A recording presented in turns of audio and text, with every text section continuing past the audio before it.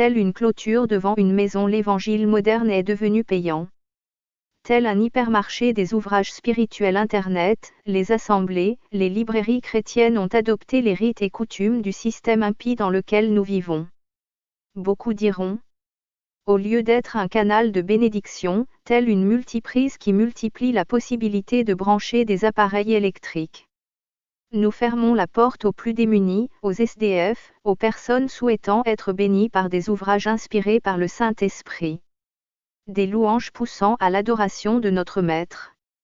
Nous laissons seulement une partie de la population profiter d'un don que notre Père nous a donné.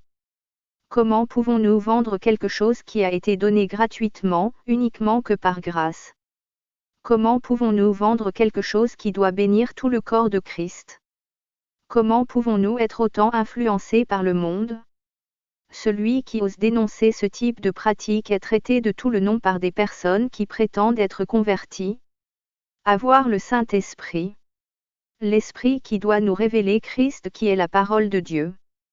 Comment sommes-nous devenus si laxistes avec la parole d'Élohim? Comment nous ne pouvons plus comprendre des réalités enseignées par le Maître à de nombreuses reprises? Guérissez les malades, ressuscitez les morts, purifiez les lépreux, chassez les démons. Vous avez reçu gratuitement, donnez gratuitement. Matthieu 10, 8.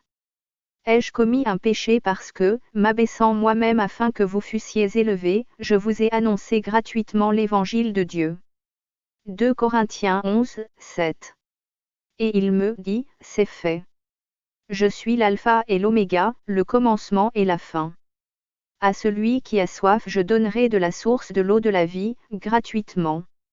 Apocalypse 21, 6. Ils sont gratuitement justifiés par sa grâce, par le moyen de la rédemption qui est en Jésus-Christ. Romains 3h24. Nous n'avons mangé gratuitement le pain de personne, mais, dans le travail et dans la peine, nous avons été nuit et jour à l'œuvre, pour n'être à charge à aucun de vous. 2 Thessaloniciens 3, 8. Nous devons être des hommes et des femmes qui par la grâce du Seigneur reçoivent des dons, prophéties, chants, enseignements, exhortations et les diffuser, partager dans le monde entier car les temps sont mauvais. Réveillons-nous. Yeshua revient.